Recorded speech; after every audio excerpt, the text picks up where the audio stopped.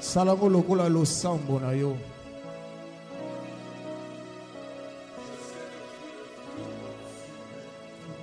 Na yebi koza nzambe likolo na nyonso. Na yebi kokosala. Na yebi kokosala. Na yebi kokosala. Na yebi Nazana kondimi sama. Ozana makoki akobongola makambo ezolelisa ngai. Ozana makoki ya kokomisa o eza impossible possible.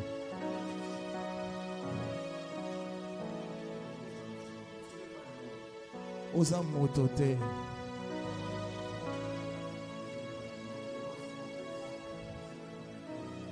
Zoka nde pona ngai oza moto te.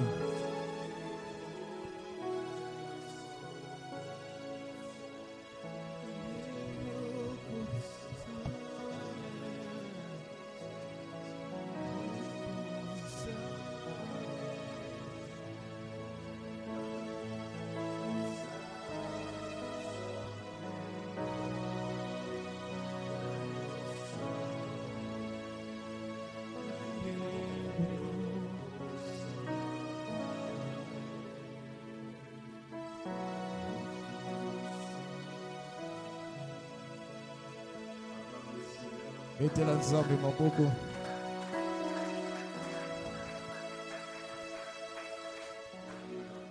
Amen. Amen. Tokotanga Biblia.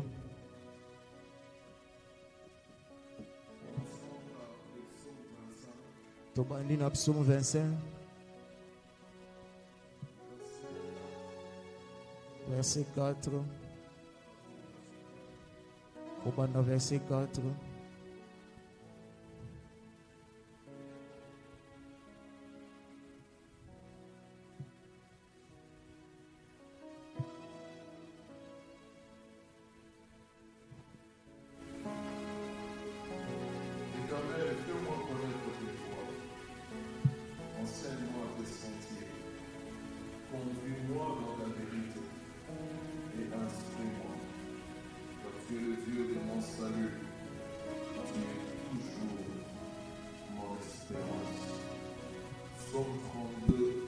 Psaume 32, verset 8.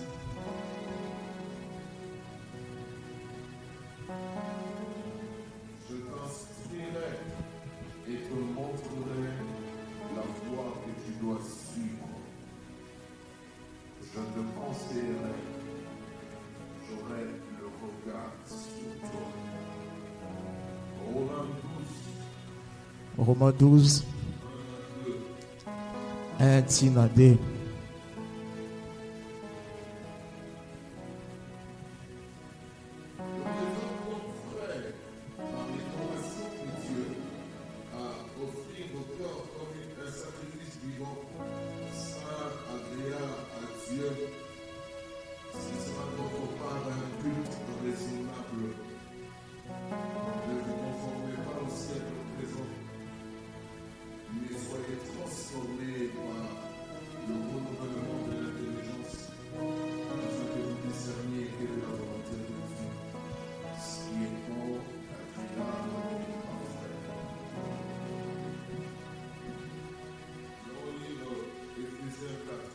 Autant Ephésiens 4.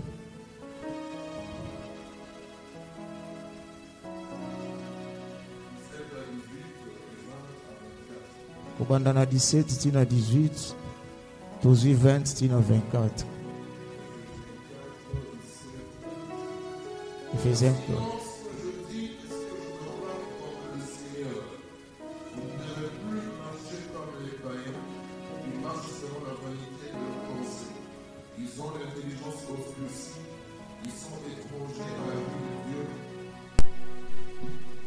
cause de l'ignorance qui est en eux et à cause de l'endurcissement de leur cœur.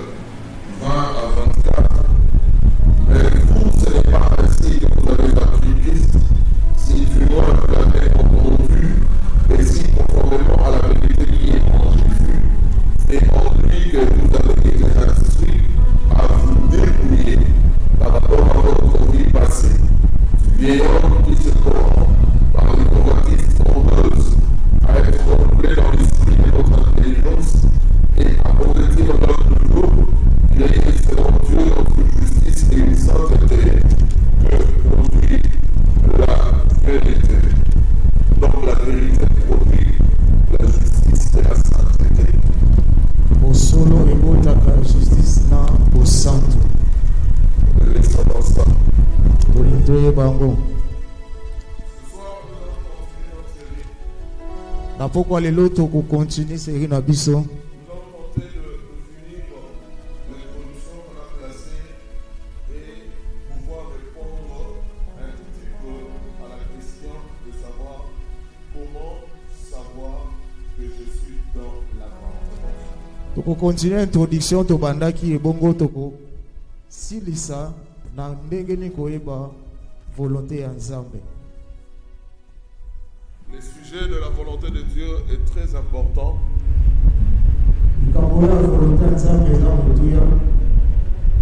La vie de Jésus est une preuve. Je reprends. Nous ne sommes pas sur la terre pour manger et boire. Ça, c'est le régime des animaux et des oiseaux. Nous allons manger, nous allons boire, mais ce n'est pas pour ça que nous sommes sur la terre. Chacun de nous est placé sur la terre pour un but de Dieu. Et ce but, nous l'appelons la destinée. Réussie lorsqu'elle est vécue conformément au plan et au but initial de Dieu. Donc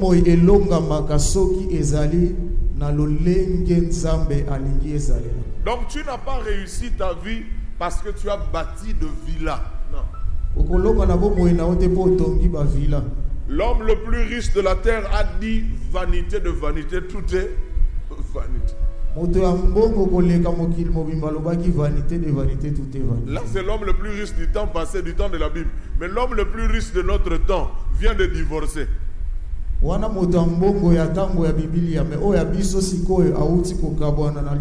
D'ailleurs, les deux viennent de divorcer.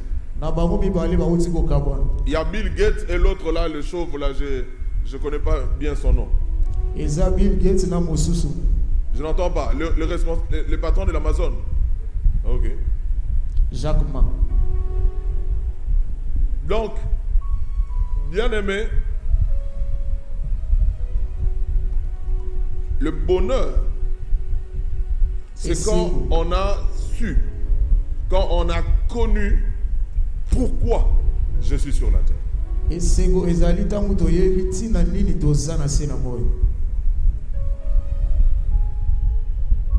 Vous savez, il y a des gens qui ont vécu seulement pour apporter une révolution dans un domaine donné.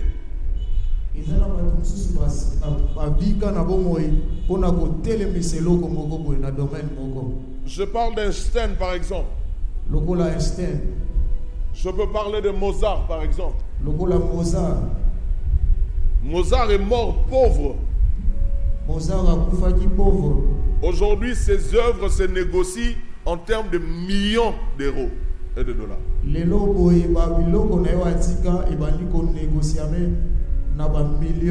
Aujourd'hui, si on ramasse un papier comme ça, que Mozart a écrit dessus quelques notes musicales, si on peut authentifier que c'est l'écriture de Mozart, que c'est Mozart qui a écrit ça, un petit papier comme ça, on peut vendre ça à plus de 1 million de dollars.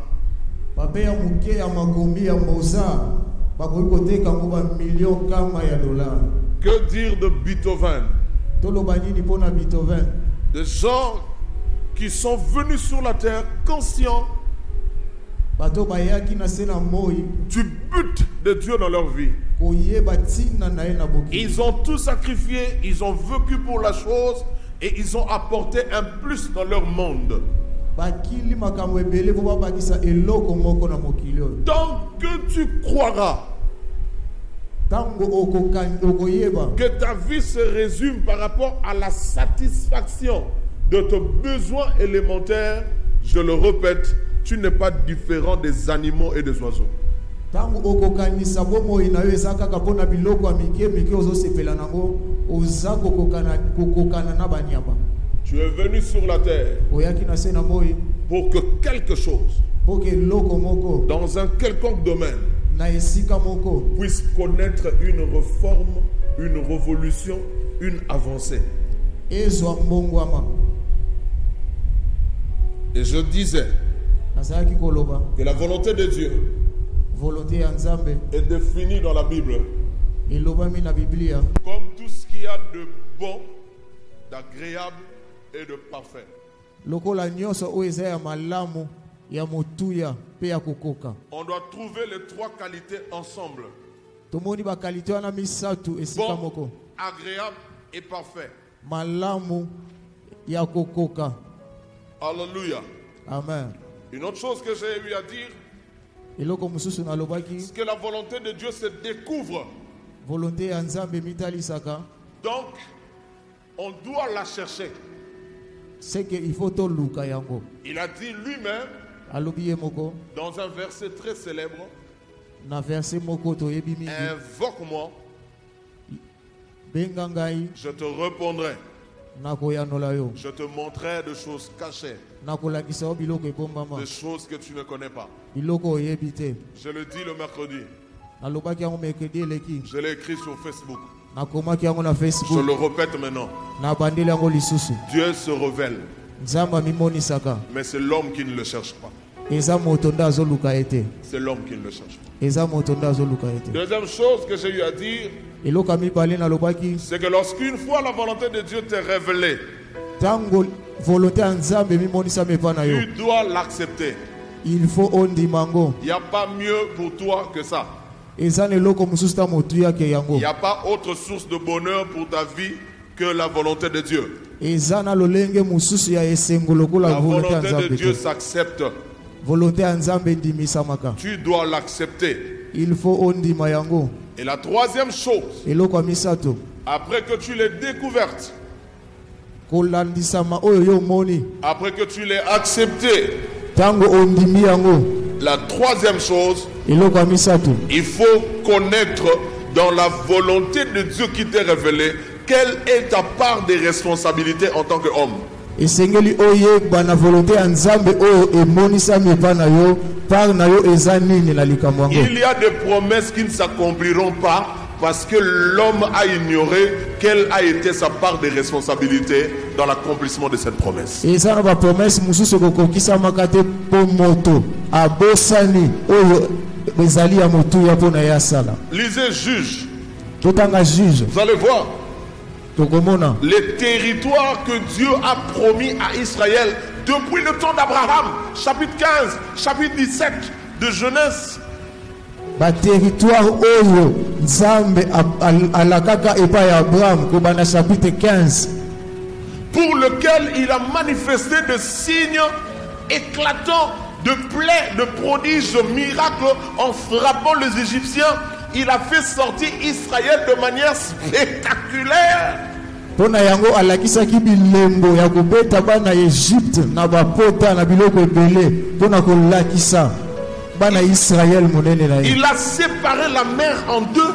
Akaboli ma ya monana na nzela mibale. Il a parlé sur la montagne en fumée. Alobelaki ngomba oyo ezalaki kobima moto. Il a fait pleuvoir le pain et la viande. Abetisaki mbula ya mapa pe misuni. Dieu a fait pleuvoir le pain et la viande pendant 40 ans. Nzambe abetisi mbula ya mapa pe misuni. Il a fait 40 sortir ans. l'eau d'un rocher dur. Abimisi mai na libanga ya makasi. Même l'huile a jailli du rocher. atakutu mafuta ebimaki na mabanga wana. Mais quand il était question de prendre possession, Tango esengelaki kozwa, la Bible dit, Bibli elobi il n'y a aucune ville ezata na ville mokote que les enfants d'Israël ont possédé sans combattre. bana Israël bazwaki sans babunda. Aucune ville. Mboka mokote C'est écrit dans la Bible que tu as. ekomami na Biblia. Pourquoi Dieu n'a pas tué les Cananéens? Pona nini nzamba omaki bagana te? Pourquoi Dieu ne les a pas fait disparaître? Pona nini nzambe abungisaki bango te? Bien-aimé, dans tout ce que Dieu te promet, il y a une part de responsabilité qui te revient. Na nyonso o nzamba azolaka yo ezali pena eseka mosusu o ezotanga. Fais tomber l'enthousiasme et l'euphorie de la beauté de la prophétie que tu reçois. Fais tomber vite l'enthousiasme de la beauté de la promesse que tu reçois. Et vite intéresse-toi à savoir dans cette merveilleuse chose que Dieu me promet, quelle est ma part de responsabilité. Bosana esika ya esengo ya o nzamba laki yo metala kote na yo o ngambu o yofosala. Toute bonne authentique prophétie a deux parties. Prophétie nyonso ya malamu pe ya solo ezana bitate mibale. Notez, toute bonne authentique prophétie a deux parties. Prophétie ya malamu pe ya solo ezana ba partie mibale. Il y a la partie révélationnelle Ezana esika emoniseli et il y a la partie instructionnelle. ezapena esika ya koyekola. Dans la prophétie, Nakati ya litato il y a la révélation ezana emoniseli et il y a l'instruction. pena boyebi. Tu peux oublier la révélation. Là, je te Okoyi dis la kobosa vérité. emoniseli. Si c'est possible d'oublier, oublie la révélation. Soki ezali penza obosa no kobosa na Mais emoniseli. n'oublie jamais l'instruction. Kobosa na betinda te. Betinda. Parce que la révélation, c'est la part de Dieu. Emoniseli ezangambo ya Nzambe. Il te montre Azolakisa yo, et il te promet qu'il fera. azolaka yo kakosala ngo. Mais l'instruction, Kasi Etinda. etinda L'instruction, c'est ta part de responsabilité. En tant etinda que- ezali responsabilité na yo. Alléluia. Amen. Je reviens maintenant. Nazongi La sikoyo. volonté de Dieu se découvre. Volonté ya Nzambe ebimonisaka. Elle se révèle. Etalisamaka. Deuxième chose, la volonté de Dieu s'accepte. Ya mibale volonté ya Nzambe bandimaka ngo. Troisième chose, Ya misato la volonté de Dieu se mérite. volonté ya Nzambe endimisamaka. Lorsque tu fais ta part de responsabilité. Tango ozosala ngambu ya responsabilité na yo. À partir de là, Kobandisama wana j'avais commencé à citer na bandaki kotanga quelques 12 points ou pensées ou paroles qui nous parlent de la volonté générale de Dieu. kobanda wana na bandaki na 12 points oyo ezolakisa bobimba ya volonté ya Nzambe. Cela veut dire quoi en d'autres termes? Elingi kolakisa nini? Les choses que je cite ici, Makambo nazotanga awa sans prétention d'être une liste exhaustive, ezomonisama lokola ezali ebele. je veux seulement que vous sachiez, que nous sachions Nalingi kaka toyeba que c'est ce que Dieu veut pour nous tous. oyo Nzambe alingi mpona biso nyonso. Voilà pourquoi nous l'appelons volonté générale de Dieu. Yango ntina tozobenga ngo volonté ya mobimba ya Nzambe. C'est à partir de ce point Kobanda na point oyo que j'aurai la possibilité maintenant de vous répondre sur la question: comment savoir que je suis dans la volonté de Dieu? nakozala na possibilité ya korépondre na question na biso ndenge nini koyeba ke naza na volonté ya Nzambe. Première chose, Eloko ya liboso j'avais dit nalobaki que la volonté de Dieu garantit notre longévité et notre éternité. volonté ya Nzambe ezogaranti kowumela na biso Et notre éternité aussi. pe éternité na biso. Bien-aimé, vous devez savoir Bandeko tokoki koyeba que la longévité a à voir avec beaucoup de jours ou d'années à vivre sur la terre. koumela ezali kotalisamba na bambule bele oyo ozana ngona sena moyi. Mais la longévité kasi longévité a aussi à voir ezali pe kotalisamba avec la totalité de jours que Dieu a prévu pour toi sur terre. mobimba ya mikolo oyo nzambe akana pona yo na sena moyi. Dieu a prévu le nombre de jours pour toi sur la terre. nzambe akana mikolo pona yo na sena moyi. La Bible dit dans le psaume 139, Bible na psaume 139 verset 13 et le suivant. verset 13 tina oyo elandi. David bénit Dieu d'avoir fait une créature si merveilleuse. David apamboli nzambe po asali ye ekelamu ya malonga. David reconnaît que Dieu a inscrit dans un livre le nombre de jours d'années qui lui sont destinés. David azobimisa ke nzambe akoma deja bambula oyo eza pona ye na sena moyi. Et dans Acte 13, 36, Na Acte 13, 36 la Bible dit Bibi elobi que ce qui est écrit dans le psaume 139 s'est accompli. oyo ekomami na psaume 139 ekokisami. Après avoir servi au dessein de Dieu dans sa génération, kosalela nzambe na génération na ye. David mourut. David akufi. David est mort David akufi après avoir accompli la volonté. D'ailleurs, la Bible parle des volontés au pluriel. tango akokisi ba volonté ya nzambe. David n'est pas mort trop vieux. David akufaki mokolo penza te. Mais je n'ai jamais compris pourquoi est-ce que son corps s'est affaibli aussi vite. nakombenaki te mpona nini nzoto na ye elembaki David mbangu. devait avoir au maximum 70 ans quand il mourait. David akokaki kozala na 70 ans ntango akufaki. Mais la Bible le décrit comme un vieillard fatigué. kasi bibilia elakisi ye lokola mokolo moko Au alembi. point qu'on avait besoin d'une certaine Abishag pour chauffer son corps parce que son corps ne réagissait plus à rien. ti azalaki na posa ya jeune fille Abishag mpo achauffe nzoto na ye. Mais David n'était pas dans les 80, 90 ans comme les Barzillai et les autres, non. David azalaki na ba 90 ans te. La longévité, kowumbela na mokili c'est vivre longtemps. ezali kowumbela Mais la molai. meilleure longévité, kasi kowumbela ya solo c'est de vivre la totalité des jours que Dieu a destinés pour toi. ezali kobika ba mikolo oyo nzambe asengela mpo na yo. Parce que là, tu auras vécu une vie pleine. wana nde okozwa vraimen bomoi ya solo biki. Deuxième chose qu'on a apprise, ya mibale oyo la volonté de Dieu nous permet de nous donner nous-mêmes au Seigneur. volonté ya nzambe ezosunga biso to mipesa biso moko epai ya nzambe.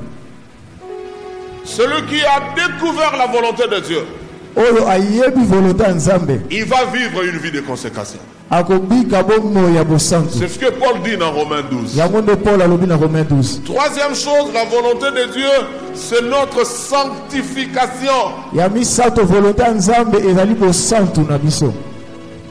Dieu veut que nous tous soyons saints, nzambe alingi biso banso tozala basantu purs, petwa craignant Dieu. tobanga nzambe. Quatrième volonté, et c'est là qu'on s'était arrêté. ya mine yango nde place tosukaki. La volonté de Dieu, c'est de savoir rendre grâce en toutes choses. volonté ya nzambe ezali koyeba kozongisa matondi epai nzambe na nyonso. Lorsque vous êtes dans, j'ai besoin de la précision de l'expression en ou dans toutes choses. ntango ozali na kati ya nyonso. Savoir dire merci quand tu es dans toutes les situations. koyekola kosenga nzambe matondo ntango ozali na kati ya bacirconstance nyonso.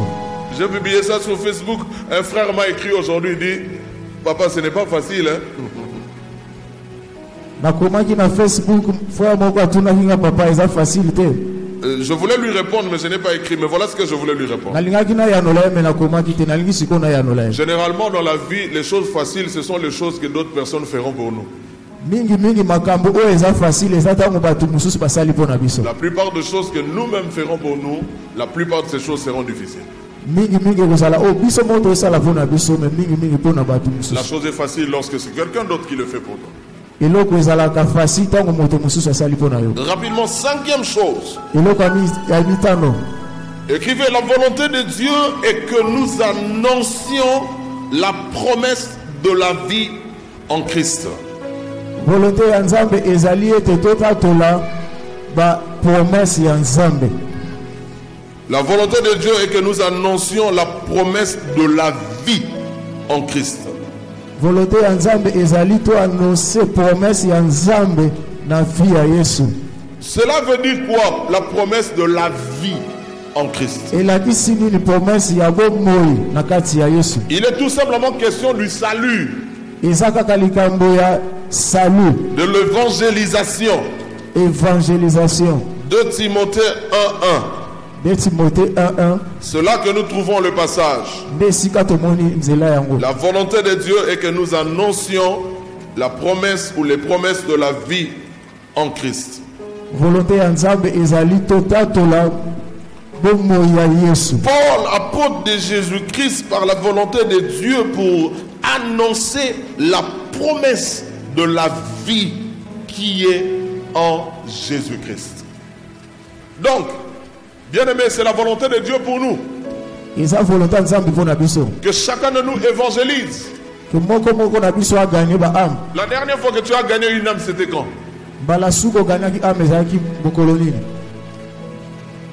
Ça, c'est une question à laquelle nous devrions répondre tous les jours. Parce que je vous avais donné un principe spirituel. Celui qui vit en harmonie avec Dieu ne va pas souffrir pour chercher certaines révélations par rapport à tel domaine. C'est-à-dire des choses lui sont révélées sans même qu'il les ait demandées.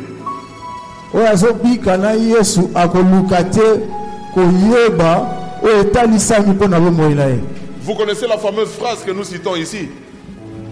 Lorsque Dieu pose la question, cacherai-je quelque chose à Abraham? Cacherai-je quelque chose à Abraham?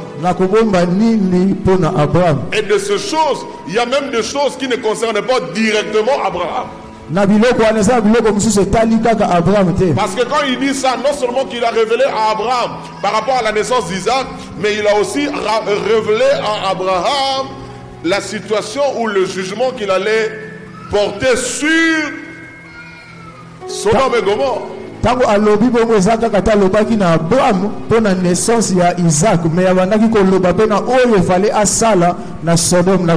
Celui qui va se mettre à accomplir cette volonté de Dieu en gagnant les âmes tout le jour, bien aimé, Dieu va te révéler les choses que tu n'as pas demandées.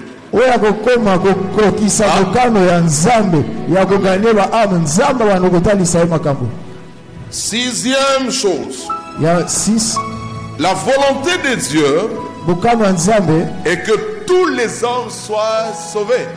Et le verset continue, dit, et qu'ils parviennent à la connaissance de la vérité. Dieu veut que tous les hommes soient sauvés. Donc si nous accomplissions la cinquième pensée qui concerne l'annonce de la promesse de la vie,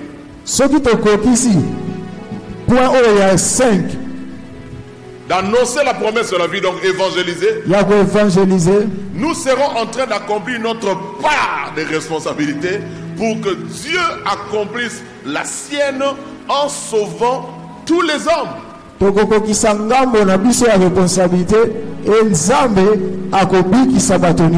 1 Timothée chapitre 2 verset 3 à 4. 1 Timothée chapitre 2 verset 3 à 4. Dieu veut que tous les hommes soient sauvés. Même ton ennemi, Dieu veut qu'il soit sauvé. Dis-moi amen. Amen. Même la personne qui te dérange, même la personne qui t'attaque la nuit, même la personne qui te combat, Dieu veut qu'il soit sauvé. Qu'est-ce que tu crois? Tu crois que le christianisme c'est un parti politique? Non, parce que toi tu es pour Jésus, tous ceux qui sont contre Jésus, Jésus aussi contre eux. Non. Jésus aime même ceux qui sont contre lui. Septième chose. La volonté de Dieu est que nous obtenions ce qui nous est promis. La volonté de Dieu est que nous obtenions ce qui nous est promis. Dieu veut que tu obtiennes ce qu'il t'a promis. Oh, tu n'as pas dit Amen? Amen. Je disais que Dieu veut que tu obtiennes ce qu'il t'a promis. Alléluia. Amen. Dieu veut que tu obtiennes cela. Dieu veut vraiment que tu obtiennes cela. Hébreux chapitre 10, verset 36. Hébreux chapitre 10, verset 36. Hébreux 10, 36. Hébreux 10, 36. Si la technique peut donner un micro au frère Serge pour de temps en temps lire le passage, parce que les ventilateurs ne m'aident pas trop dans ce sens-là. Hébreux 10, 36. Hébreux 10, 36. Tu peux lire ça, je peux faire résonner au micro pendant que tu es en train de lire. Je reprends. Dieu veut que nous obtenions tout ce qui nous est promis. Voilà pourquoi Dieu s'évertue à nous donner des instructions liées à l'accomplissement des promesses qu'il nous a faites. Je répète, il y a des promesses de Dieu qui ne vont jamais s'accomplir. Parce que l'homme n'aura pas fait ou accompli sa part de responsabilité. C'est aussi clair que ça. Isaac ne serait jamais né si Abraham avait chassé Sarah et continué la vie avec Agar. Non, le roi Momi a appelé la femme de ma vie, donc la femme de la révélation. Donc, Maman Sarah. Non, Isaac ne serait jamais né. Hébreux 10, 36, oui, Serge. Hébreux 10, 36. Ouais. Car vous avez besoin de persévérance, ouais, afin qu'après avoir accompli la volonté de Dieu, vous obteniez ce qui vous est promis. Après avoir accompli la volonté de Dieu, vous obtenez ce qui... Après avoir accompli la volonté de Dieu, ça veut dire après avoir accompli votre part dans la volonté de Dieu.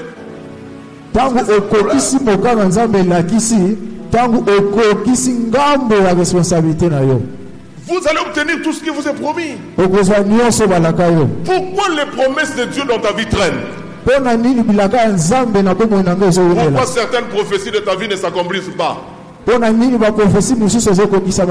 la facilité d'accuser l'église, d'accuser le pasteur. Bien aimé, tu en changeras autant que tu veux. Ou le pasteur. Tu vas changer les églises comme tu veux. La question sage à te poser est la suivante. Dans ce que Dieu m'a dit, ai-je déjà accompli la part de responsabilité que j'ai?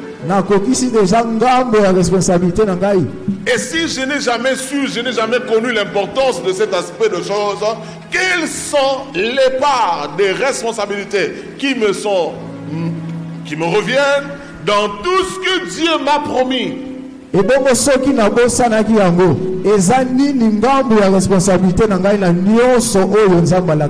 Écoutez-moi, bien-aimé.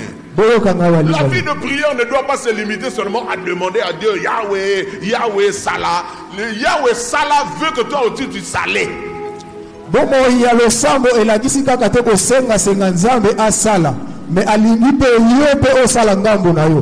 Les hommes qui prient devaient être les hommes les plus spirituels du monde. Les hommes qui prient le véritable Dieu devaient être les hommes les plus sages du monde. bato basambelaka balingaki bazala bato ya mayele koleka. Nous demandons mal. Tosengaka mabe. Nous demandons mal. Tosengaka mabe. Nous demandons mal. Tosengaka Nous ne mabe. faisons pas attention aux instructions de Dieu. Nous nous arrêtons à écouter les merveilles, les puissances, le beauté, l'éclat de ce que Dieu nous dit. Tu seras ceci, tu deviendras ministre, tu deviendras président. Là, tu t'arrêtes là. Mais quelle est ta part de responsabilité? Tochaka kate na bitinda ya nzambe tolandaka mingi esengo oyo tozwaka ntango toyokaka nzambe ayebisi biso tokozala boye me tobosalaka ngambo ya responsabilité na biso. Écoutez-moi. Boyoka ngai. Dieu en tant que Dieu nzambe lokola nzambe n'a besoin de rien, aza na posa eloko te de personne, ya mutu te même pas du temps. ata ya ntango te. Écoutez mon français. Yoka Dieu n'a français même pas besoin du temps nzambe aza ta na besoin ya ntango pour te te donner ce que tu dois recevoir de lui. po apesa yo oyo efozwa. Mais Dieu se donne le temps Kasi nzambe apesi ntango pour te laisser à toi le temps po apesa yo ntango d'accomplir ta part okokisa part na yo afin que lui agisse. po ye asala.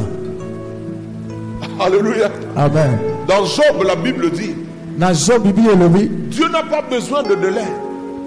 nzambe aza na posa ya Il est tellement grand que sa grandeur nous échappe. aza tellement monene. Tout ce que vous voyez sur la terre, parcourez. Allez au Bas-Congo, allez au Bandundu. Un jour, par la grâce de Dieu, voyagez au travers le monde. Montez sur des avions, prenez des bateaux. Voyagez, allez voir les faunes, allez voir la nature. Dieu a fait tout ça en un seul jour. Mokolo mosusu tovoyage totala ndenge nini mokili ezali okoyebaki nzambe asalango na mokolo moko. Il a fait ça en un jour. Ma mokolo moko Et il a parlé et les choses ont existé. alobi epe esalami. Dieu, il est... Non, nous ne pouvons pas définir Dieu. Tokoki kokokanisa nzambe te. Et lorsqu'il veut interagir avec toi, Etango alingi asala na yo il veut que tu sois un acteur. alingi yo nde ozala acteur ya Et makambo. toi, tu grandis avec Dieu. Yo ozokola na nzambe. Lorsque tu... Oh my God. Tu grandis avec Dieu lorsque tu découvres tes responsabilités. Ozokola na nzambe ntango omoni baresponsabilité na Dans yo l'accomplissement du plan de Dieu. na kokokisama ya plan ya nzambe. C'est alors que tu grandis. Yango nde ozokola. Si Dieu t'exige beaucoup de prières, Soki nzambe azosenga yo tu bapriere vas ebele avoir la chose après avoir prié. il faut ozwa eloko ntango oyobondela Mais tu auras gardé en toi la culture de la prière. kasi okotikala na yo lolenge ya Si Dieu losambo. t'exige de jeûner, Soki nzambe ayebisi yo tu zele vas avoir la chose après avoir jeûné. okozwa eloko yango ape kokila Mais désormais, ton corps a acquis l'expérience de jeûner. kasi nzoto na yo ekotikala na molimo ya Et kozenaka tu pourras continuer de prier, de jeûner toute ta vie. okokontinuaka kobondelaka Est-ce que quelqu'un me comprend ce soir? amen. Arrête-toi un peu. Vanda nanu ntango moke Prends un bloc-notes. zwa nanu makomi yo moko Prends ta tablette. zwa tablette na yo Prends ton téléphone là où il y a la note, la possibilité d'écrire. Commence à poser des questions substantielles à Dieu. zwa kaye na yo to telefone na yo place bakomaka koma banda kotuna bakestion epa nzambe Jusqu'à quel point tu me considères responsable vis-à-vis de toi? ntina ngambo nini ozozwa nga responsable. Quelle est l'étendue de mes responsabilités vis-à-vis de toi quant au plan que je suis en train de vivre, ton plan sur ma vie? molai ya responsabilité na ngai eza ntina ngambo nini mpo na bomoi na ngai. Dites-moi un peu. boyebisanga C'est na l'autel de moke balle que Dieu ne pouvait pas renverser lui-même.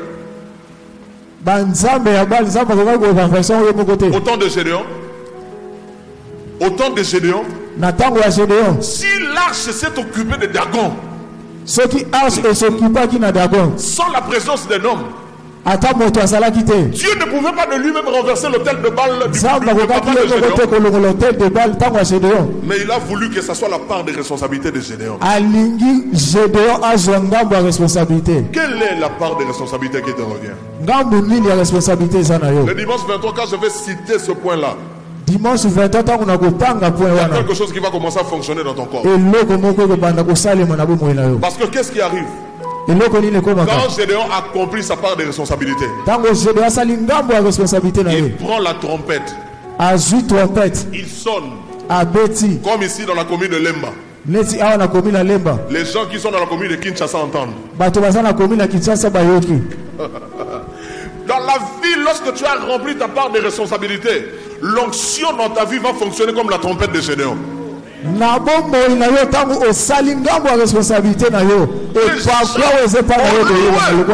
vont recevoir dans leur cœur des informations comme quoi Dieu vient d'élever quelqu'un, nous allons nous mettre derrière lui.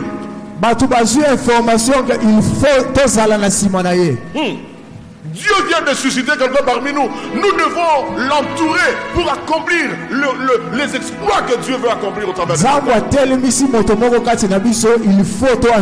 Arrêtons, s'il vous plaît, d'accuser Dieu, de croire ne serait-ce qu'une fraction de seconde que Dieu serait infidèle, que Dieu serait incapable. Tu ne sais pas de qui tu parles. Très souvent, nous ignorons quelle est notre part de responsabilité dans l'accomplissement de la volonté de Dieu. La volonté de Dieu est que nous obtenions ce que nous éprouvons. C'était le 40e point. 7e. 8e point. La volonté de Dieu permet à ce que Dieu nous exauce. Prépare 1 Jean 5, 14 à 15. La volonté de Dieu permet à ce que Dieu nous exauce. Dieu n'exaucera pas toutes les prières. Je réponds, Dieu n'exaucera pas toutes les prières. Dieu n'exaucera que les prières qui se conforment à sa volonté. Est-ce que je peux donner à Manoé qui a 3 ans un couteau? Parce qu'il a pleuré, parce qu'il a jeûné. Il dit en tout cas aujourd'hui, papa, je ne mange pas du matin jusqu'au soir pour que tu me donnes le couteau. Je vais lui donner le couteau. Il n'a qu'à continuer son jeûne. Il n'a qu'à continuer son jeûne jusqu'à 18 ans, 20 ans. Parce qu'il n'a pas encore l'âge de gérer un couteau. Est-ce qu'un couteau c'est mauvais? S'il faut manger une mangue, un couteau c'est mauvais. Le couteau nous sert à beaucoup de choses dans la vie de tous les jours. Mais il faut avoir l'âge pour gérer, pour manier un couteau. Quel âge as-tu spirituellement? L'héritier, lorsqu'il est encore un enfant, il aura des tuteurs, il aura des gens qui vont gérer sa richesse à lui. Parce qu'il n'a pas encore l'âge requis pour gérer librement et personnellement son propre héritage. La volonté de Dieu nous permet de voir les exaucements de nos prières. Alors, à chaque fois avant de prier pour quelque chose, rassure-toi que cette chose-là que tu demandes à Dieu a des bases scripturaires. Il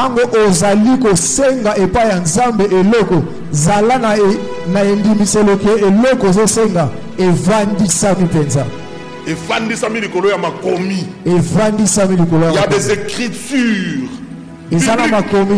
qui sous-tendent et soutiennent ce que tu demandes à Dieu.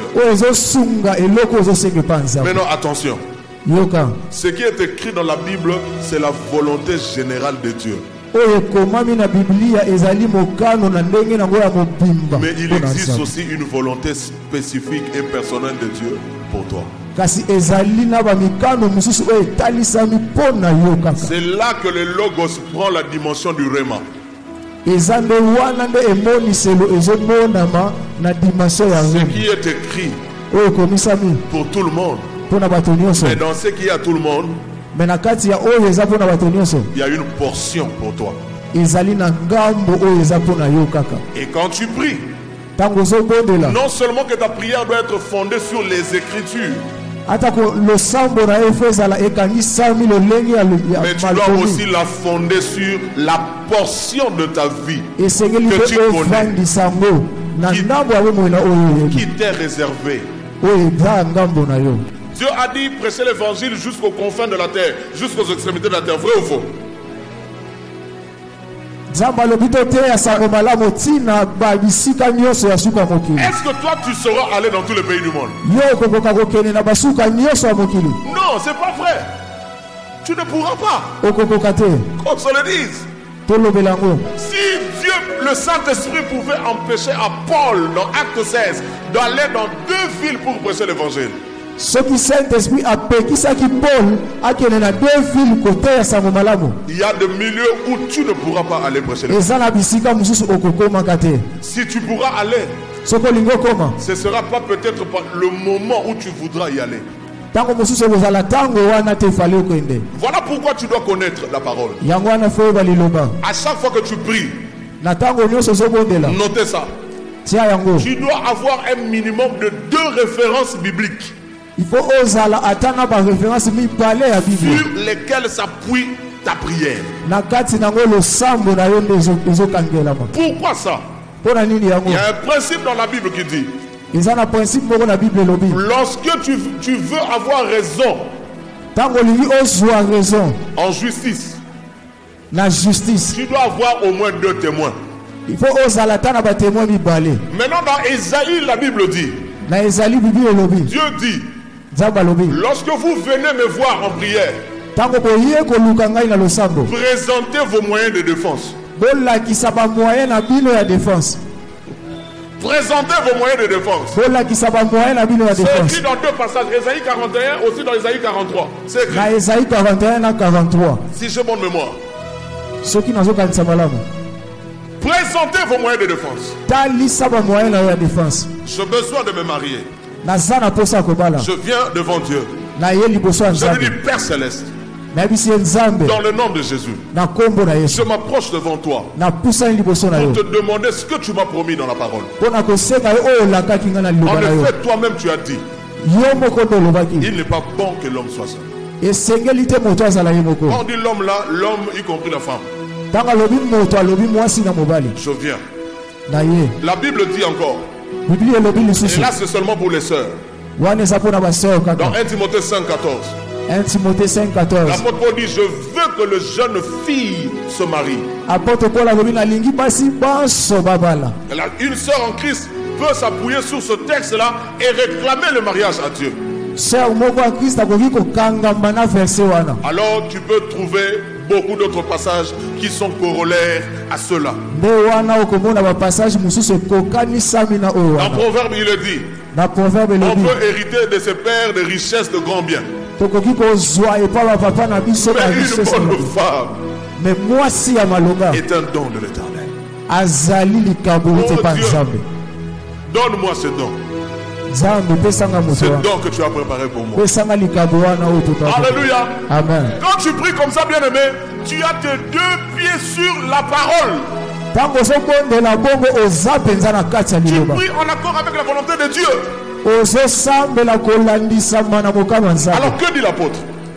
1 Jean 5, 14 à 15. 1 Jean 5, 14 à 15. Que dit l'apôtre? 1 Jean 5, 14 à 15. Nous avons auprès de lui cette assurance que si nous demandons quelque chose selon sa volonté, il nous écoute. Et si nous savons qu'il nous écoute, nous savons que nous possédons la chose que nous lui avons demandé, quelle qu'elle soit. Lorsque tu connais la volonté de Dieu, lorsque tu pries en accord avec cette volonté, quelle que soit la chose que tu demandes à Dieu, tu possèdes la chose. Dis-moi amen avant que je te donne un exemple. Amen. Dieu t'a dit que tu seras un grand homme d'affaires. Au point où tu nourriras le pays, les villes. Donc tu comprends que là tu entres dans un niveau de business qui ne peut pas te comparer avec les 100 000 francs, les 1 million de francs. Non. Et si tu peux déjà gagner 20, 40, 50, 100 millions de dollars par an, Soko koyiko gagner 100 millions de dollars na mbula. Eh bien, tu es capable d'avoir un avion propre à toi. Oza capable ya kozwa avion ya yo moko avec lequel tu peux sillonner le monde. Na yango koki kotambola mokili mobimba. Papa Oedebo va aux États-Unis avec son jet privé. Papa Oedebo tango akendaka na États-Unis akendaka na avion na ye moko. Il est venu prêcher au Congo avec son jet privé. Ayaki koteya na Congo na avion na ye moko. Cristiano Ronaldo, joueur de football, a un jet privé. Cristiano Ronaldo kaza na avion na ye moko. Il a acheté à 40 millions de dollars. Azana 40 millions de dollars. Le nombre ici, Drogba a un avion privé. Drogba passe un avion na ye. L'autre là qui lui ressemble vraiment et en couleur et en forme de tête, tout ça, qui joue à Manchester United. Comment il s'appelle le nombre là? Pogba. Il a un avion. Azape na avion na ye. Messi, court de taille comme ça, à peu près la même taille que bientôt Zoé ou Chloé. Il a un avion. Mais si beaucoup c'est le rôle à Zoé ou bien Chloé, mais un avion. Alors si Dieu m'a appelé pour de grandes affaires ou un grand ministère, si je demande un avion, je ne peux passer en accord avec la volonté de Dieu. Avec la volonté de Dieu. Amen. En accord avec la volonté de Dieu. Mais pour quelqu'un d'autre, ça intéresse. Parce que nous ne pouvons pas tous avoir des avions en Talagayomo. Embouteillage et l'icolo. On va mettre des sauts de moutons dans l'icolo. Mais quelqu'un d'autre sera heureux seulement avec ses Jeep 4x4. Il est capable d'aller facilement au Bandundu. Facilement, il arrive au Congo central. Parce que c'est ça sa zone de prédilection, sa zone de destinée. Et Dieu lui donne le moyen pour ça. Je suis en train de te dire que si tu demandes quelque chose qui correspond à ce que Dieu a prévu pour toi, cette chose tu l'auras. Alors ça veut dire il faut que tu passes beaucoup de temps à chercher, à connaître avec détail quelle est la volonté de Dieu pour toi. 30e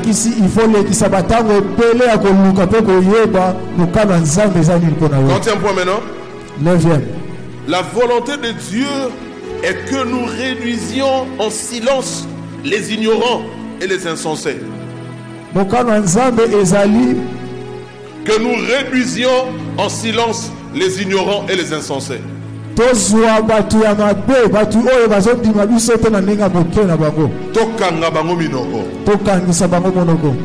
lis-nous ce que l'apôtre Pierre dit dans 1 Pierre 2,15.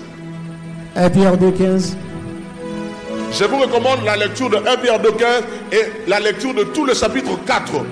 Très instructif. Et d'ailleurs, je vais citer le passage concernant ce point-là au point suivant. 1 Pierre 2,15. 1 Pierre 2,15. Oui.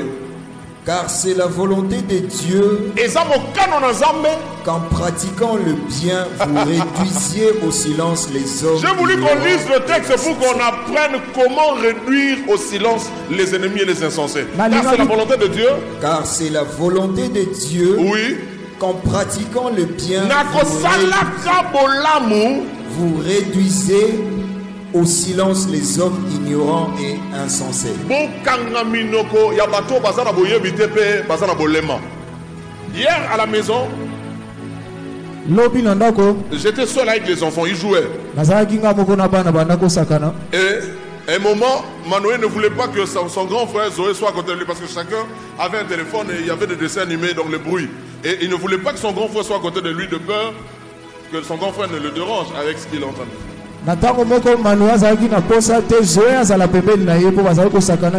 Et il y a un qui se fâche qui va sur un autre fauteuil. Comme il est un gars terrible là dans sa tête, il met expressement ce qu'il sait que son petit frère aime. Quand le petit frère a entendu le son de la musique là qu'il aime, il a couru maintenant pour venir à côté du grand frère. Le grand frère qui lui dit, tu m'as chassé à côté de toi, retourne d'où tu viens. Je ne veux pas te voir à côté de moi. Je l'ai regardé, je lui ai dit, si tu fais ça, tu as perdu. Tu n'es pas obligé de rendre le mal par le mal. Accepte-le à tes côtés. Et apprends-lui que demain quand tu viendras à côté de lui, il aura intérêt à te supporter. Parce qu'il ne peut pas vivre toute sa vie sans un jour désirer lui être à côté de toi. Comment nous pouvons nous comporter comme les gens du monde et prétendre que nous allons les sauver? Comment? La volonté de Dieu est que nous réduisions les ignorants et les insensés au silence. Comment? En pratiquant le bien. Faisons le bien. Lorsqu'on nous fait du mal, rendons le bien pour le mal. Je ne suis pas en train de vous dire que c'est facile. Je suis en train de t'informer que c'est la volonté de Dieu. Et c'est comme ça que Dieu a prévu et voulu que nous réduisions au silence les insensés et les ignorants. Dixième chose, c'est ça? Oui. La volonté de Dieu est que nous souffrions en faisant le bien.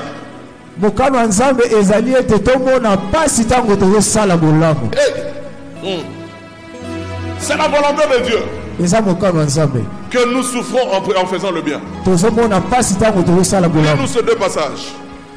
1 Pierre 3,17. 1 Pierre 3,17 et 1 Pierre 4,19.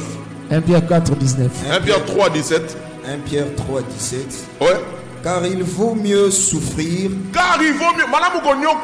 Si telle est la volonté de Dieu, en faisant le bien qu'en faisant le mal. Yoka, la souffrance peut parfois être la volonté de Dieu. Oui. La souffrance peut parfois être la volonté de Dieu. L'apôtre met ainsi conditionnel. Il vaudra mieux pour nous souffrir si cela est la volonté de Dieu. Donc cette phrase veut dire qu'il y a certaines souffrances qui font partie de la volonté de Dieu pour nous. Mieux vaut faire le bien que de faire le mal. 1 Pierre 4,19. Ouais. Ainsi que ceux qui souffrent selon la volonté de Dieu remettent leur âme au fidèle Créateur en faisant ce qui est bien. Ceux qui souffrent, et donc la souffrance est l'expression de la volonté de Dieu pour eux. Ils doivent apprendre à remettre leur âme au fidèle Créateur en faisant ce qui est bien. De peur que vous ne me bombardiez de questions par rapport à ce point-là. Laissez-moi vous dire rapidement que lorsque Dieu permet une souffrance comme étant sa volonté, cette souffrance a un délai. Et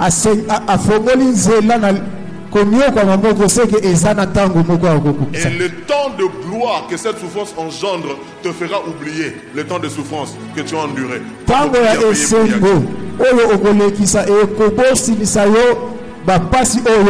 La Bible dit dans Jean, une femme souffre quand elle accouche. Mais quand elle a accouché, quand elle a vu l'enfant, elle a aussitôt, écoutez, on dit aussitôt, elle a aussitôt oublié la souffrance. Je prie Dieu que la gloire vienne remplacer le temps de souffrance que tu es en train de traverser. Non seulement remplacer, mais qu'elle te fasse oublier. Oh my God.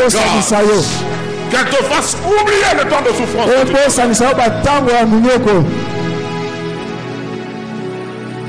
11e chose. La volonté de Dieu est que nous vivions plus. La volonté de Dieu est que nous ne vivions plus selon les convoitises des hommes. La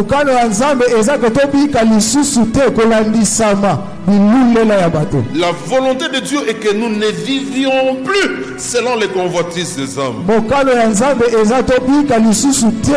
J'aurais bien voulu attacher ce point avec le troisième point qui parlait de la sanctification. Mais chacun est libre dans ses notes de faire le regroupement qu'il faut.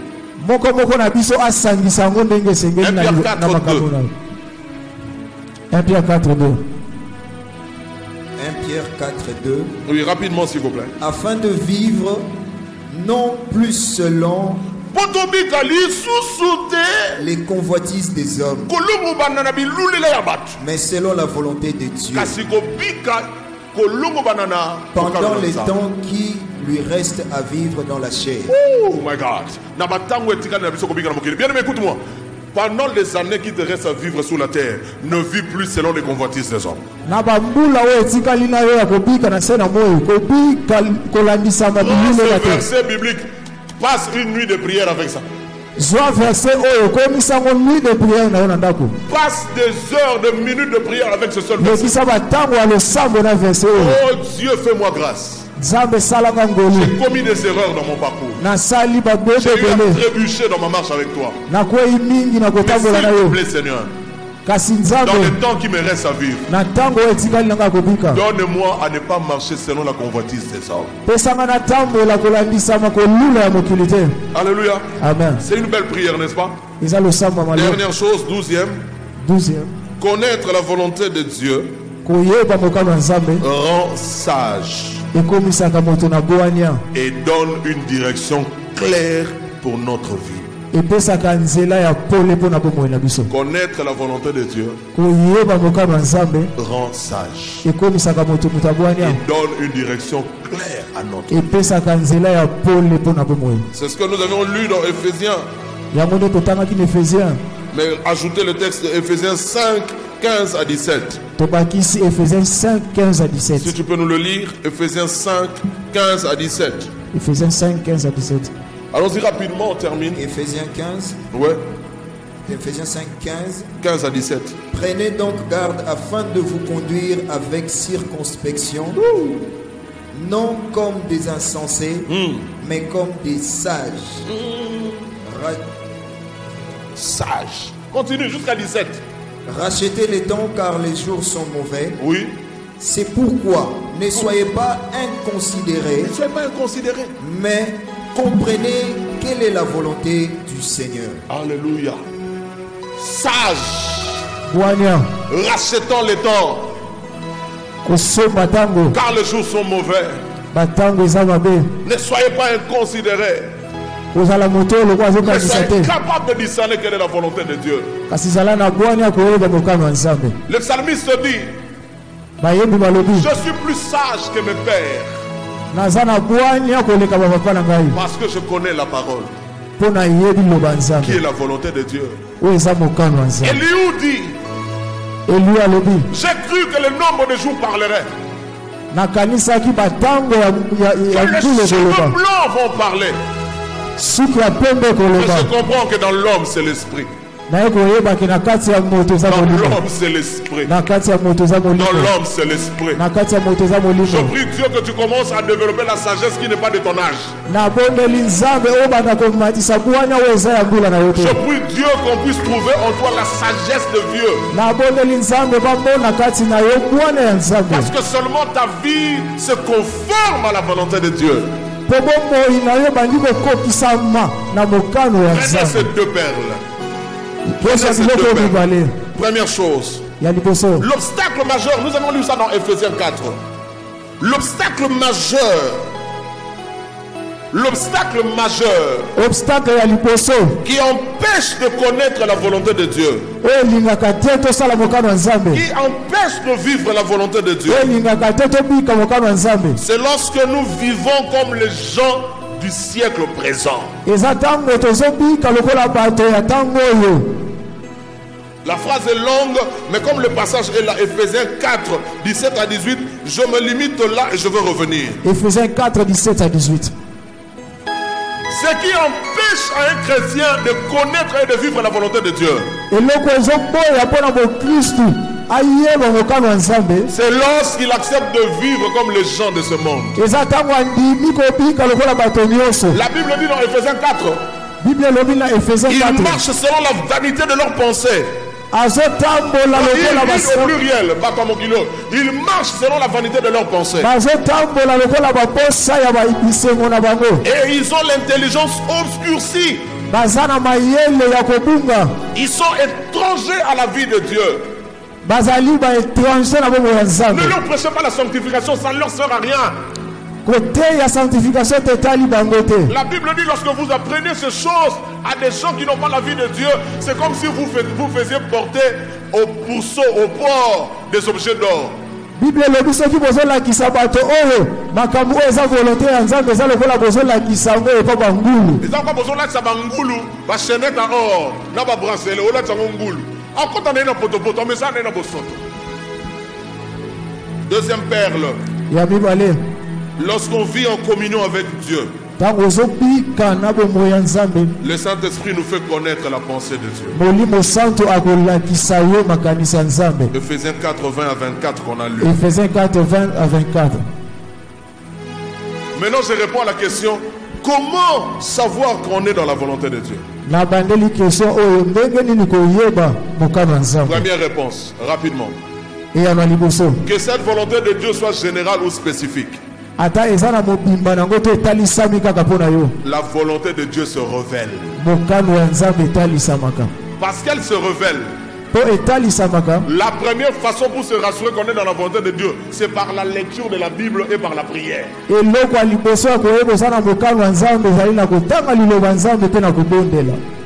Comment savoir que je suis dans la volonté de Dieu? En lisant la Bible, parce que c'est là qu'est inscrite la volonté de Dieu. En priant, parce que c'est dans la prière que le Seigneur me révèle sa volonté propre à ma vie. Deuxième réponse. Comment savoir que je suis dans la volonté de Dieu? Eh bien, c'est lorsque je me conforme à ce qui est écrit.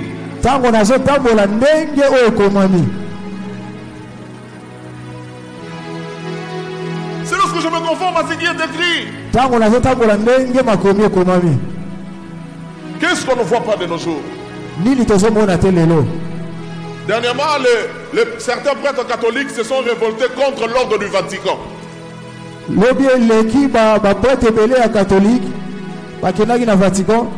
Ils se sont révoltés contre l'ordre du pape venant du Vatican. Ça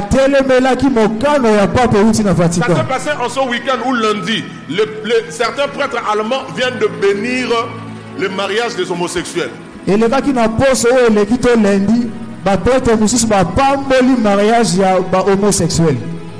Contrairement à ce que le Vatican leur a donné comme injonction.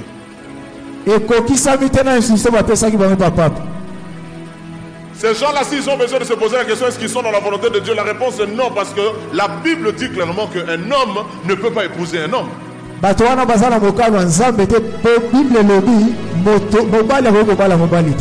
Comment savoir que je suis dans la volonté de Dieu? Lorsque je me conforme à ce que Dieu m'a dit.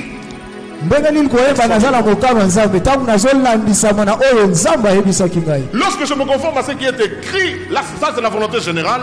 Lorsque je me conforme à ce que Dieu m'a dit personnellement, là c'est la volonté spécifique que Dieu m'a révélée.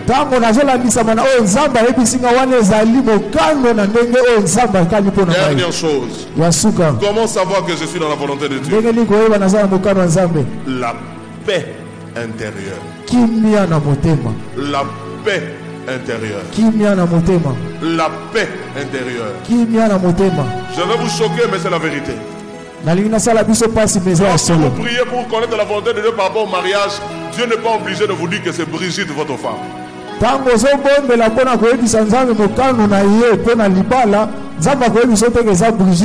n'est pas obligé de vous dire que non, c'est Patrick votre mari.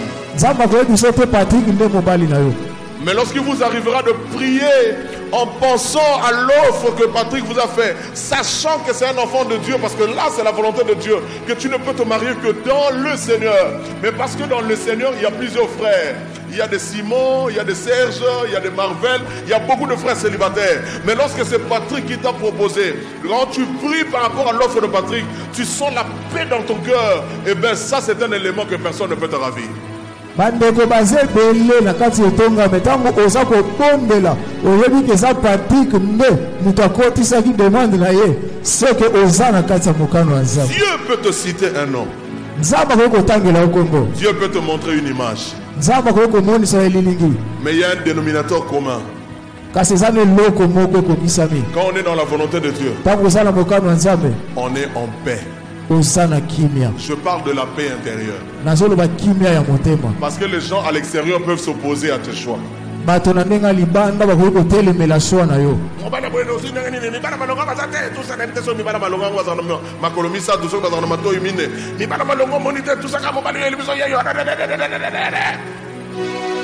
Toi tu diras seulement une phrase, je sais.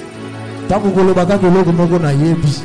C'est à peu près la pensée de la chanson Yehoyo, même s'il y a des points où je ne suis pas d'accord. Mais c'est vraiment la pensée de ce cantique-là. Tu diras seulement, je sais. Philippiens 4:7. Philippiens 4:7. Et la paix de Dieu qui surpasse toute intelligence gardera vos cœurs et vos pensées en Jésus-Christ. La paix de Dieu a la capacité de garder. J'ai voulu réciter ce verset pour que le frère Serge lise maintenant le dernier formidable. 2 Thessaloniciens 3:16. Waouh! 2 Thessaloniciens 3:16. Peace by all means. Je me rappellerai toujours de ça. Ce fut une vieille prédication d'Okeleke dans les années, je crois, 2001, 2002, 2003. 2 Thessaloniciens 3:16. 2 Thessaloniciens 3:16. Oui. Que le Seigneur de la paix vous donne lui-même la paix en tout temps. Le Seigneur de la paix, que lui-même vous donne la paix en tout temps. De toute manière. De toute manière. Que le Seigneur soit avec vous tous. Comment? Que le Seigneur soit avec vous tous. Que le Seigneur soit avec vous. La Bible appelle Dieu le Seigneur de paix. Quand tu fais un mauvais choix dans la vie, en tant qu'un enfant de Dieu, l'un des signes que tu es dans un mauvais chemin, Dieu te mettra mal à l'aise. Tu te sentiras en insécurité. Si tu es assez mature, tu vas questionner tous tes choix. Toutes tes décisions que tu as prises pendant un temps. Et tu finiras par découvrir la cause de ces sentiments d'insécurité dans ton cœur. Beaucoup de gens qui ont échoué dans le mariage ont refusé d'écouter les avertissements de Dieu. Parce qu'ils n'ont pas le courage de parler. Posez-leur la question. J'en ai parlé à plusieurs. Ils n'ont pas eu la capacité de vouloir obéir à ce que Dieu leur donnait comme avertissement. Si tu veux savoir que tu es dans la volonté de Dieu, tu dois lire la parole de Dieu. Et tu dois prier pour connaître la volonté personnelle de Dieu sur ta vie. Si tu veux savoir que tu es dans la volonté de Dieu, c'est simple. Tu dois te conformer à ce que tu auras lu. Te conformer à ce que Dieu t'aura dit. Et si tu veux te rassurer que tu es dans la volonté de Dieu, tu auras la paix intérieure dans ton cœur. Que Dieu vous bénisse.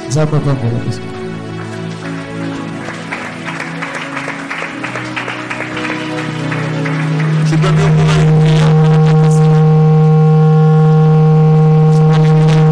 quelques secondes. Malheureusement, aujourd'hui non plus, on n'aura pas la possibilité d'avoir des questions. Posez-les nous en direct, posez-les nous sur YouTube, sur Facebook, sur WhatsApp, et nous allons répondre à vos questions. J'aimerais que tu fermes les yeux, que tu pries. Prie. Parle à Dieu, demande-lui de te révéler sa volonté. Tu commences à être heureux. Le micro de l'interprète ne fonctionne plus.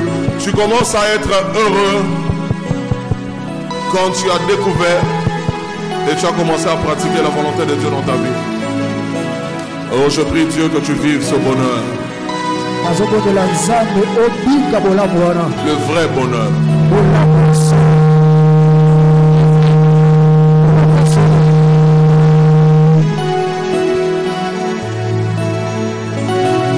vrai bonheur.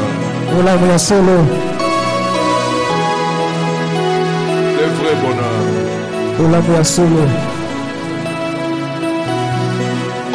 Le vrai bonheur.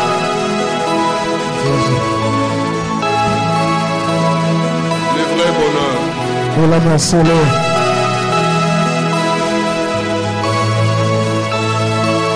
Je veux connaître ta volonté, Seigneur. L'accepter.